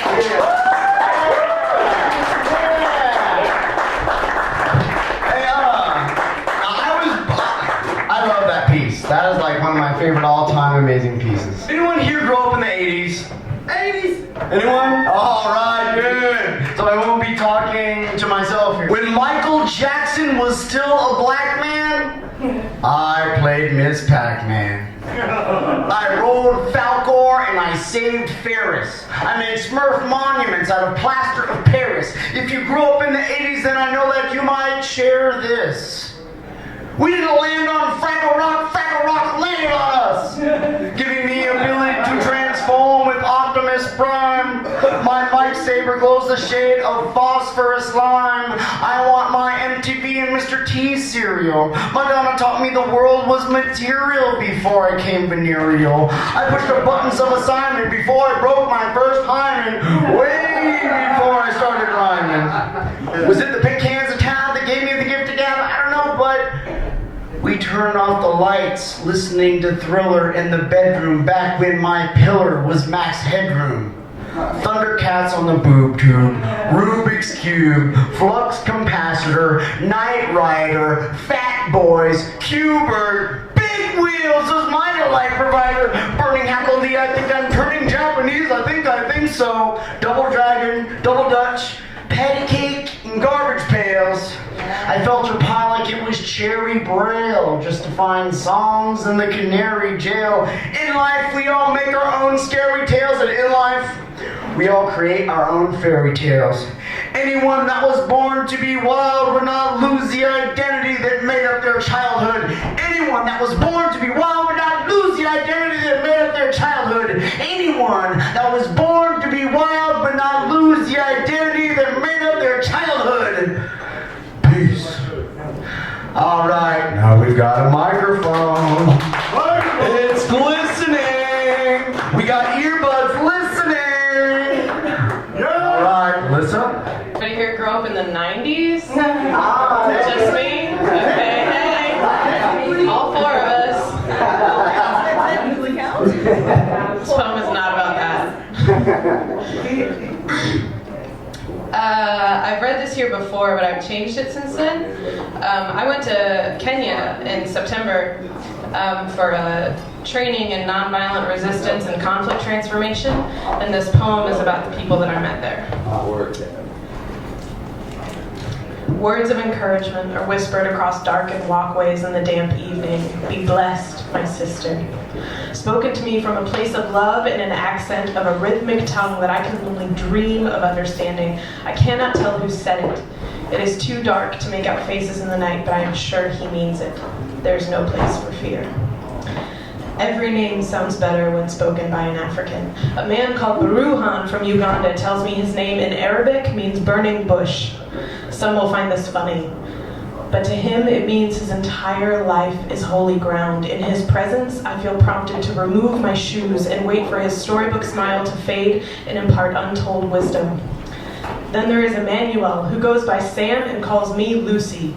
I don't dare correct him. Lucy is a beautiful name, and he speaks it to me with the sweet ease of a lifelong friend, as he tells me I have the figure of an African woman, not those tiny, tiny American women. We both agree that deep, deep down, I must be African too. Wangu is Kenyan and British. Her hair falls in long black braids down her back as she gestures emphatically with the beautiful speech of a Londoner of how much she misses graffiti and thinks it's a crime, reminding me of my sister in every word, earnest and honest and true. Her name, Swahili for mine, she belongs to no one. And Lancelot, he's from Zimbabwe and has dreams for his country of compassion and love and justice and peace. He wonders if they will come true, but while he waits, he dances with joyous abandon and thanks the heavens for the freedom that he does have, while fighting for more until breath leaves his body. He thinks it best to go by lance. Misiko Irene is small, slight, beautiful, with high cheekbones and the deepest black skin, eyes that pierce. She lives in rural western Kenya, where women, treated as property and disregarded, are fighting in quiet submission to drunken husbands to support their families. She speaks in shy whispers of empowerment in a broken society. The meek shall inherit the earth. Nigerian Abu Bakr is tall and funny and warm, his family divided between Christians and Muslims. He speaks as a voice, waging peace for both sides. Standing in defiance of a world that says you cannot exist, but he does. And he smiles as he speaks in fluent yet unintelligible English about the revolution and the hope that one day his aunts and uncles will be united. Kenyan marathoner Boaz is broad, angular, as though his face is constructed of panes of glass, weathered by miles of running and a life in Rift Valley, married 3 times with a young daughter called Hayamaya. He has taken in orphans, whose parents were killed in post-election violence. Now a father to many, he tells their story to any who will listen. Mzungu is the name they give to me. It means white person. And at times, it makes me cringe at years of privileged guilt, but by the end of our weeks together, I have learned that it is their way of making me feel special, of poking fun at the obvious difference between us and allowing that separation to fade into the background of sun-soaked afternoon tea breaks and late-night games filled with laughter. Eventually, the peel and stick name tags are no longer necessary. I know each person without having to think, and I know they know me too. Despite this knowledge, sister is what I am most often called. Not the name my parents gave me, and not Mzungu for my near-transparent lack of melanin, but sister, one with whom you share blood and for whom you would fight to protect. It does not matter who says it, I am sure they mean it, and the feeling is mutual. Thank you. That was awesome. Yeah. So I was surfing on the internet and came across the seal of Colorado. I don't know, anybody ever seen the seal of the state of Colorado? Buffalo. Just check it out. Just check it out. It's mad, it really is. It's like the back of $1 all over again. The state seal. It has an eye of Horus on it. The state seal of Colorado. The state seal. No, I haven't seen it. Yeah, it's got the eye of Horus, some sun rays coming out. It's got a fasces on it. Everybody know what the fasces is? Like the bundle of sticks with an axe coming out, the symbol of fascism, which is on both sides of the state, the House of Representatives, on either side of the flag and the House of Representatives. Two fasces on the back of the dime, of the Mercury dime. Yeah, so this was on the back, well, this is on the state seal of Colorado, and it says Nihil something, but the Latin words translates nothing without providence. And I don't know, I mean, International Airport, Denver International Airport, anybody ever been there? I haven't been there, but they've shown the pictures. Yes, I've been there. I've seen the mural. Craziness, right? I mean, they got like this Nazi-looking guy with a sword to a child's neck or something. It's mad. It's mad. They're taking it down, but it's mad. And of course, they have a whole underground reality. That's like a whole city underneath the airport. A whole city. Which, from what I've read in some of William Cooper's works as well as some other works, that this is where the shadow government of both the United States and Great Britain's royalty is going to be. owns like a big percentage of she owns a lot of Exactly. Underneath, yeah. If you look at Millions of cubic feet. If you look at what now? The Denver, Colorado airport. Wow. Madness. Madness. So the name of this is called Nothing Without Providence. It was inspired by the state seal of Colorado. With the seasons evaporating into milky dreams, there are monsters falling from fault lines, pouring their horrid condiments into the hangnails of the Grand Canyon. And yes, Colorado's skyline reeks of decaying masonry, and her horizon has fascistic sunburns to complement her fantastic underground views of the shadow of death. The government of Hades is found in her womb. Here where there are nightmare paintings of zombie takeover, and the masses applaud the Sleepy Hollow that is broadcast through wildfires, causing the ratings to rise to mile-high volcanic eruption levels. Did you know that Colorado is the daughter of Vesuvius, impregnated illegitimately by Peter Pan, whose labyrinthine penis is played with by abducted children forced to pray for scorpion tails on their knees? These poor savages who have hopes of contracting herpes instead of the dreaded incestuous encounter with their father, Mephistopheles. Exit stage left, where Jesus Christ hangs on a Roman cross, complicit with the rebellion of Pergamon, whose altar offers up Merovingian bowel movements to the almighty shape-shifting politicians. These antiquated demigods who regurgitate Machiavelli's flesh onto public plates. Which God do they sodomize, you ask? Simple. the one whose temple became the insane asylum for the janitors of truth, so that the mermen from Atlantis could once again shed their scales and minstrel on camera in blackface for all the world to see.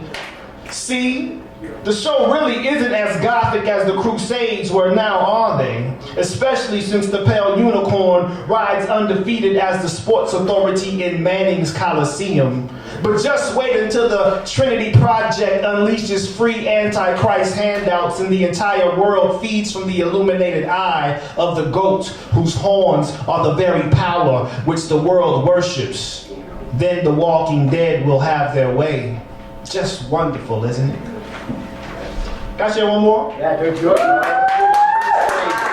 on, boy. You really that. You lit. You lit. Down with the Baphomet.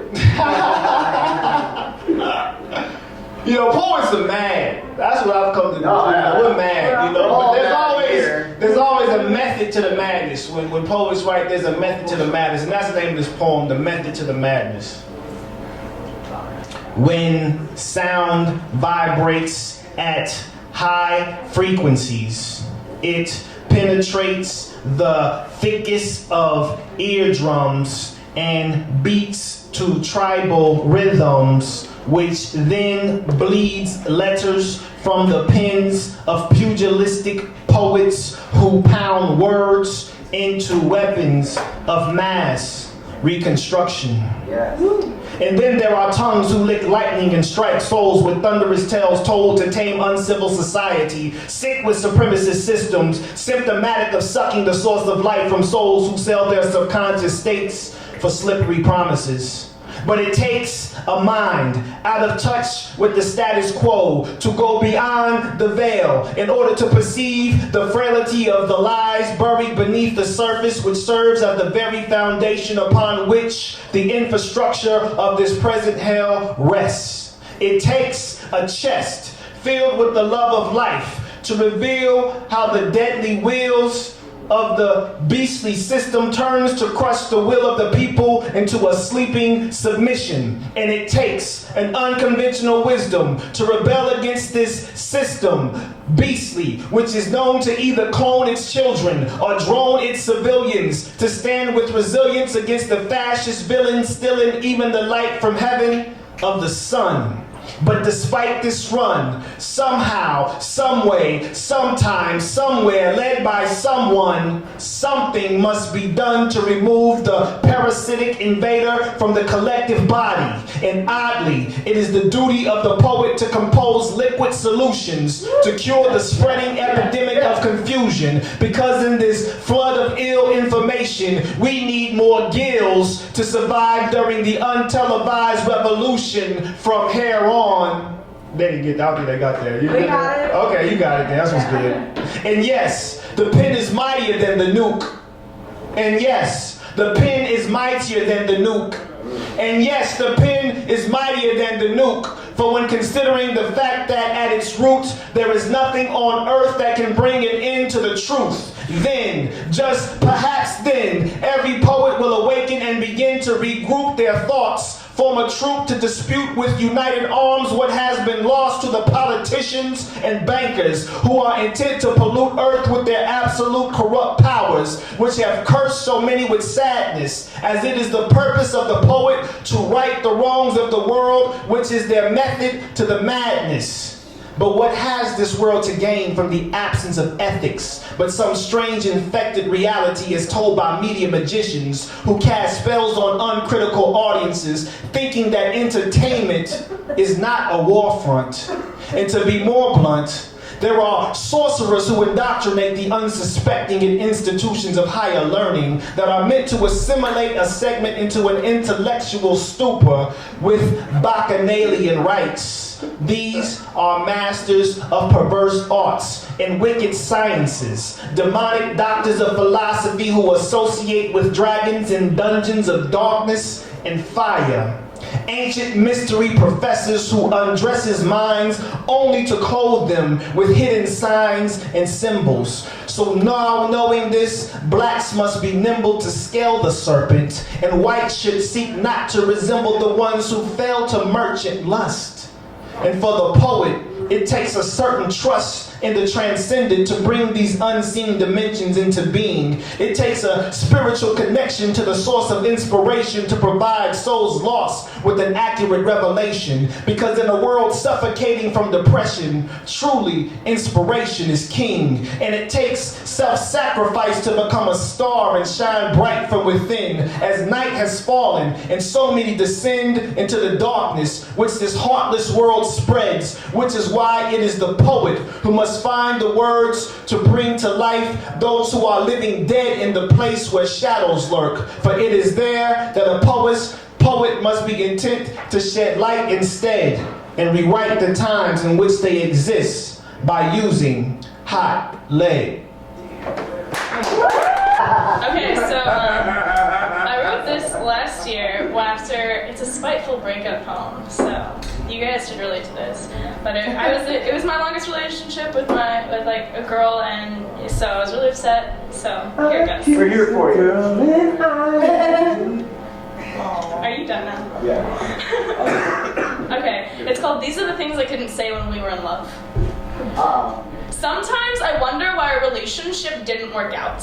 I've been sitting here analyzing it for the past 6 months, hoping to find an answer and not be so naive, like the moment I walk through the door at the summit. Looks like I'll be left clueless again. Because I started liking you with the intention of just friendship, because I thought you had a girlfriend, and I certainly wasn't into messing up that. But when you asked me to an art show, my heart fluttered with excitement, like the way my eyelashes did when I looked at you and thought, I have a girlfriend. I wish I could believe me, I wish I could go back to that night and relive it over and over and over until the tape was unwound, the disc was scratched, and the file lost from my database of a memory because I don't want to forget you, baby. But I can tell that what happened was history and I failed that class. So pull up a seat and teach me how to get over a girl like you, since you were such a player back in the day. Teach me like you moved up from varsity to alum and are now coaching the freshmen with a higher expectation, but are left empty, lying in your bed with sweat and another sleepless night of wondering who is in my bed. Let's face it. I let go of all hope of commitment with you. I let my intentions of a relationship fly out the window of the plane, but the air pressure kept it in. Your fingers were entangled in my veins, ripping my heartstrings out beat by beat, watching my tears pour over your cheap Chevrolet carpeting, and you didn't even flinch. I wish I could go back to that night of lying under the stars and whispering secrets between the grass blades, thinking that if we tickled them light enough, they would make that whistling sound when we clasped hands and held each other close to our lips. I wish life was like a manual clock, ticking away at the movement of my hand, and I could turn back the hands if I wanted to and go back to a time where things were better. Or at least I could trick people. But the only... You had mail. But the only trick-or-treat I got this year was my mother staying up yelling and the grateful surprise of my girlfriend breaking up with me for a ghostly reason. And by ghostly, I don't mean terrifying. I mean a lack thereof. Because I know you've got skeletons in your closet, sweetheart, don't pretend it's not true, but that doesn't mean that when I was upset in front of you because a dark cloud of depression was about to rain, you don't say, you act like you're the only one who feels this way. Because maybe the Valley of Death isn't really a metaphor for maybe the Valley of Shadows isn't really a metaphor for death. Maybe I've been stuck in the closet of a horror movie instead, just trying to get these demons off my back.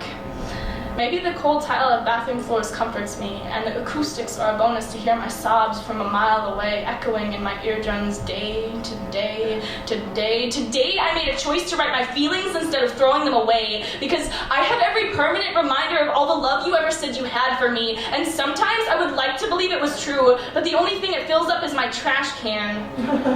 And I know you're not a trash man. You're not meant to handle my baggage.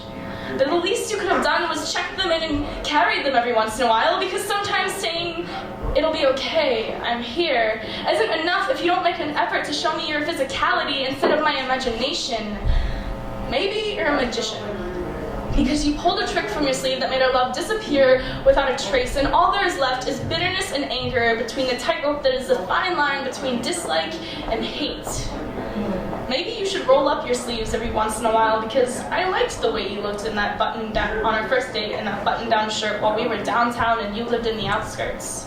Maybe I not to spill hot tea on people, but give me a break, because I am still working on stirring up the heat between me and another person. I just can't seem to get the temperature right. Because, doctor, I don't got fever, but you sure got me all lovesick with the way you moved your hips when you walked. Because I had a temperature of whatever LOVE would be in Roman numerals for you. I had a home built in my heart just for you. And it's been tearing me apart hearing about the way you tell people about how we became you and I. Because I don't lie when people ask me about my love experiences. Because didn't I tell you about how afraid I am of my past lovers telling stories about me as if I'm no longer existing? Didn't I tell you about my fear of being just words and not a feeling? Not an emotion, not a facial expression, not a moment, not even a girlfriend. Because I might have a sweet tooth, but I don't like biting, and if you knew that, then why did you eat up the attention from our breakup and use it to fuel your hatred for something as simple like a nose piercing? I don't get it. Because poetry and words no longer flow through my ears without being stopped by a thought of you. Because I remember how you read that poem that night in that coffee shop and how you messed up and wished you had a hand to hold. And I remember that poem from that night in that room in Texas, wishing I could be your boot soles and kiss your feet everywhere you walked because you were a goddess to me.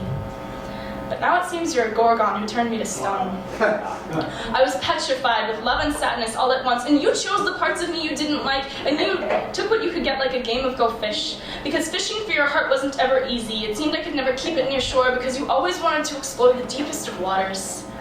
But when it came to tears, you offered me sand to drown my problems with. You offered me sandpaper as a tissue, as if the insides of me were like my bedroom walls and I could just rub off the insecurities, the memories, and the depression and paint them over with something new. If you ever wonder why I hurt inside, maybe it's because my walls are blue. Maybe it's because my bruises are yellow and my blood is red, and all the colors of the color wheel have been on my head. But that doesn't make me who I am. Because when you see a tie, I hope you think of me. And how tongue-tied I was, nearly down on one knee, asking you to be my girlfriend, asking to be freed from the chains that shackled my heart like a prisoner at war. And I am no legend of the league, but I try to say good luck, have fun, and GG to myself after every battle I face. My heart is like a nexus. It can only spawn so many minions at once, and once it's destroyed, game over. I guess what I'm trying to say is, I don't think you know how much you meant to me, or how hard it has been since you went away. Because I thought our relationship would end up burning in the sun and the heat at the end, and I would be left with a summer romance. And I was grateful when it lasted longer, believe me, but I wish you would have gotten the courage to say something before 6 months. Because 666 is the number of the devil, and my heart was burning like the fires of hell for you. But as I stood and felt my eyes melt while watching at the burning bridge, I was glad no train ever used it anymore, because it was a pain to crawl over anyways. I just wish lightning would strike you and help you open up your eyes, because lightening your hair won't help you lighten up. You have no reason to hate me when I gave everything to you, especially when I've given up on everything it means to me to try to settle things with you. This isn't law dispute, because I know we could scream back and forth all day at each other, reaching nowhere but right next to each other, because it is actually as far as you can be from each other. You're lucky your voice isn't like music to my ears. Otherwise, I wouldn't carry your CDs in my car. And I don't know if you could ever understand. These are the things I can't say when we're alone. Yeah, welcome to Poetic Undergrounds. Welcome to Poetic Undergrounds. I think we got another song. Yeah. All right. Is everybody ready for this? Yes. This is like gripping seats kind of stuff. You know what I'm saying? I'm gonna wait for them.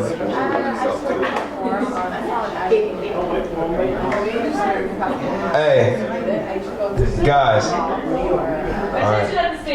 Attention. All right. Why do I feel like the sky is falling, crashing down on my head, attempting to crush my dreams? Oh, I need someone to come and rescue me. Oh, I'm a broken reed. I need some light in the darkness, running through the shadows, ready to break through, fighting to break through for you. Oh, I need you. I need some light in the darkness, running through the shadows, ready to break through, fighting to break through for you. Oh, I need you. El Shaddai.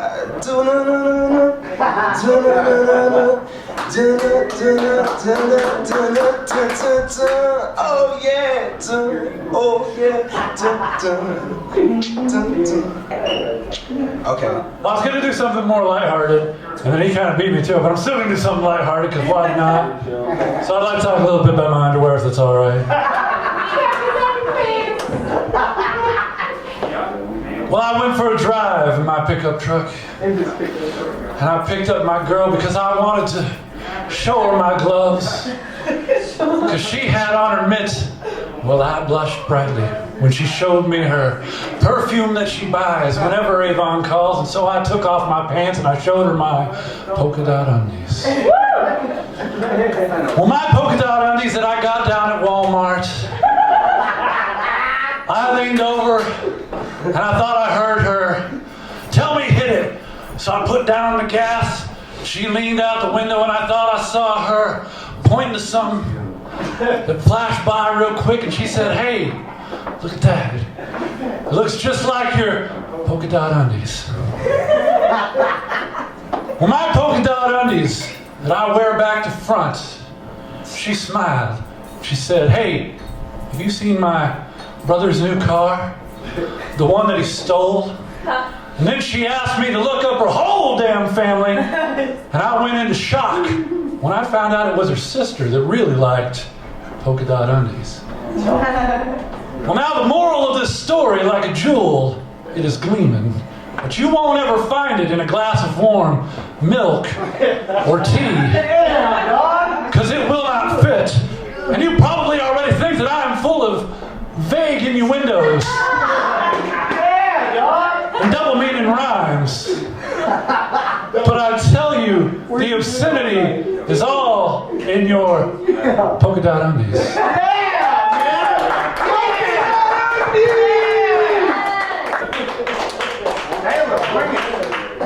Okay, so I gotta be honest, none of my poetry feels right now. I don't know, none of it feels right tonight.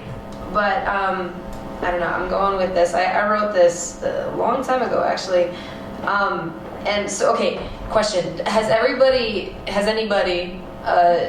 known the line, like, and in that moment we were, like, I swear I felt infinite? Yes. Like, from the book? Yeah. That, okay, you're gonna hate me for this, you really are. But I hate that line. Me too. It bothers me. It bothers me in about 7 different ways. Which is why I can't list them. I'm just exaggerating. But the first line kind of this poem kind of is similar to that. But yeah, I wrote this about somebody. Stop doing that. That's I don't know how to feel about that. Okay. And this is called "And in That Moment." And in that moment, I swear we were too beautiful to be broken. I was given time to love you, you and your broken-hearted insecurity supposed to be modesty. And I was given the chance to become your one to look up to, your fortress and your rock, your teacher and your lover in all the same existence. We were given nights to explore the worlds that we were kept from, and days to learn how to breathe. And we were blessed by the moon with hours to spend underneath her light, learning how to survive the insomnia and undeserved abuse. I was blessed with blacklight ink to saturate the pores of my fingertips so I could litter your skin with calligraphy promises and reassurances. I could not get enough of your smile. I was provoked by reasons that I could not have you. I was imprisoned by the overwhelming urge to thread flowers through your earlobes and kiss the petals where our whispers would paint our love me nots. I was begging my goddess for some kind of understanding of where I was supposed to stand amongst nights spent making you mine. Even if I didn't know who you were supposed to be, I was begging for a name to place with a face that I would never tire to trace shapes and song lyrics. I was begging for the perfect song to play out in my lungs for you, to tell a truth that only you were meant to internalize. I was begging you to give me this dance where I could twirl you around and hold you there in my promise to never let you fall. And I was begging for us to look just like all those love quotes that I hate so much. And in that moment, I swear we were so beautiful to be imperfect. We were what you wanted, and I was actually allowed to love you with a hand on my shoulder, a voice in my ear telling me that I was to be loved just the same. I was your proof that you're beautiful.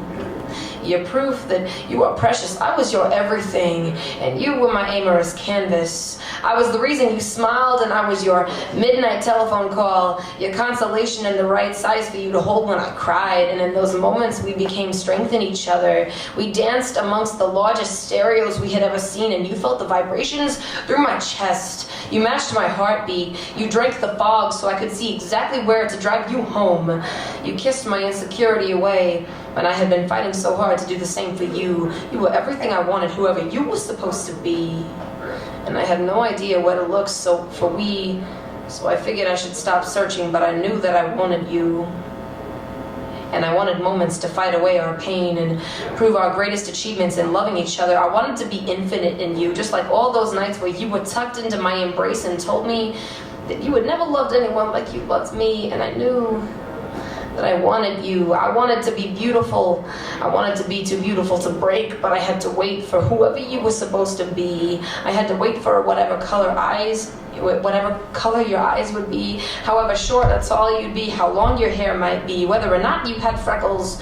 I had to wait for whoever you were supposed to be so we could have those moments in which I could swear that we were too beautiful to be broken. Wow! I'd like to bring back to the stage Daffar. Okay, this is my ode to eroticism. It's more like poetic porn.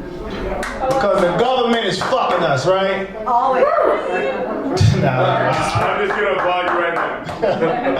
Not the good type of sex, though. It's not. It's really not. It's not consensual. We're fucking ourselves. Right. It's We are fucking ourselves. and a lot of us are taking it like dumbasses, though. You know what I'm saying? We're fucking ourselves. So don't pay your taxes. I haven't paid. Me either. Long many years. I promise you, I haven't. Either. Anyway, so I wrote this the night of the shutdown, and then like 3 days later, I found out that the program I'm with, the funds come from the Department of Labor, so I was on furlough, right? So it kind of puts a double little fuck into it. So this is like a surreal metaphor. It's called Criminal Cuisine Shutdown. 2 people in the beginning. Welcome to corporate America Fleece Shack, where our special today is poverty soup and bread of affliction. What would you like to die on?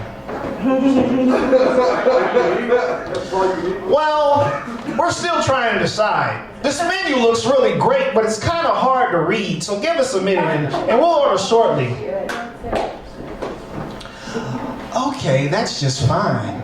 My name is Lady Misery, and I'll be your representative. Just let me know when you're ready. Now this is me, okay. With such steady, crafty culinary cuts, it's certainly crab legs to consider the current conditions cooking in this unkosher country. This all because of the crooked chefs of Congress who have cast iron policies to completely souffle the Constitution and have finally creamed blacks into a passive but coarse chocolate while beating the eggs of whites and mixing them into a middle-class melting pot that will never again take home economics. Yeah, Lady Misery, we're ready to order now. Super, what would you like? Okay. We'll take 2 well-done empty pockets, 2 negative accounts with a supersized debt and a bottle of credit pain, please. Anything else, slave? Nah, that's all. We're on a tight budget, so you know how that is, I'm sure. But thanks. Yes, I understand. Anyway, your order comes up to involuntary servitude and indoctrinated sense. The fine print on the menu describes how society has been flame broiled by crooks whose books have the perfect recipe for bankruptcy. And the prep work has already taken place in the kitchen of the 20th Century Cafe, where they carefully carved up this 3-star unsavory main dish whose main ingredient is the Federal Reserve hyperinflation sauce that will top off the hot and solvent Weimar blood sausage masterfully laid out over a bed of dirty Argentinian rice. And for despicable dessert, the new American FEMA camp plantation pie with fresh whipped slave back cream from Zimbabwe, full of injustice. It's sure to be a hit.